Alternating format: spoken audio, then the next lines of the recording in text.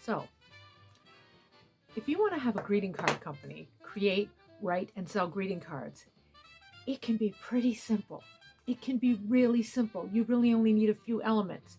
You need paper, you need a printer, you need envelopes, you need slightly larger envelopes than the cards in which to put orders, and most importantly, you need ideas. Those are the most basic, important elements of the greeting card business. And I speak as someone who has sold well over 10,000 greeting cards in my Etsy store. There's tons of stuff I can help you with, give you suggestions for, whether it's the creative angle or just the pragmatic process of creating, filling orders. But there's lots I can help you with. Cannot help you with. Because I do it in a simple and easy and cost efficient way as possible so that I can make as much a profit per card as is possible. So if you are interested in hearing all things related to that, watch this video and I will share how, again, paper, printer, envelopes, most important thing, ideas, art fall. I consider that ideas. You gotta do that when you're talking about art. So come along and see.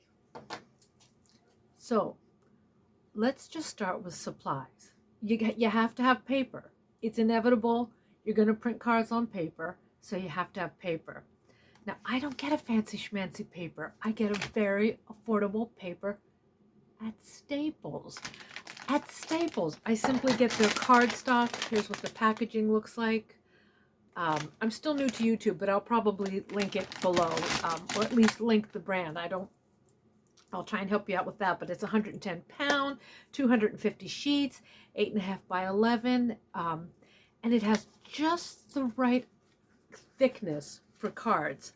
And if you don't believe me, go to my vanity gallery on Etsy. I'll link that below, and read the reviews. I get tons of great reviews on quality. They changed the quality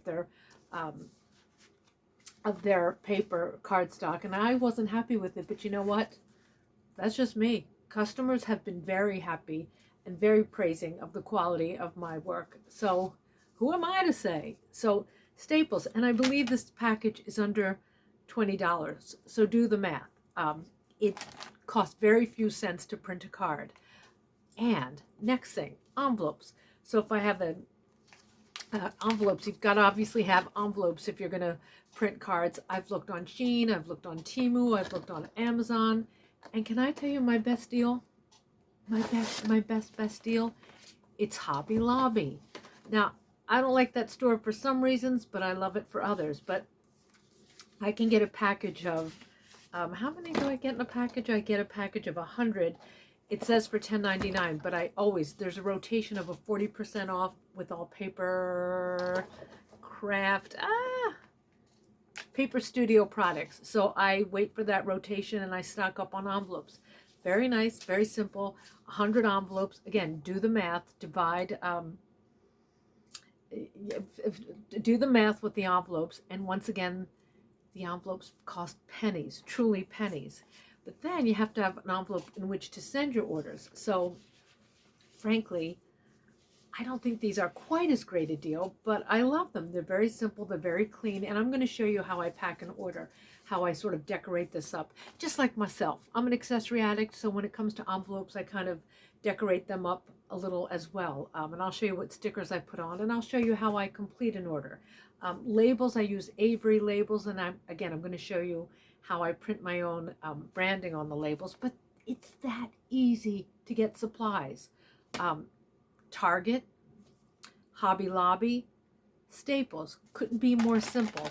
And if I run out of my 6x9 envelopes, I'm going to be very honest with you. I go to the dollar store and get manila envelopes because I figure if I get the manila envelope, same size, if I decorate them up a little with some of my vanity stickers, I call them vanity stickers because my line is called Vanity Cases, where characters live by the credo, who cares how you feel on the inside, as long as you look fabulous on the outside, which I always say are words to live by.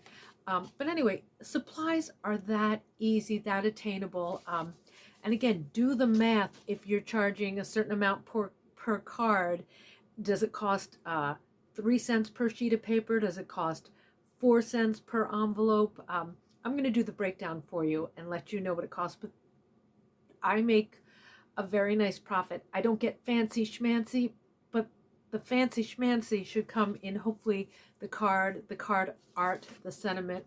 And you all know I do inside copy on all my cards because 70% of cards that sell at retail have inside text. They want people who buy cards want you to do the thinking for them. They'll add a note, but inside text can be key.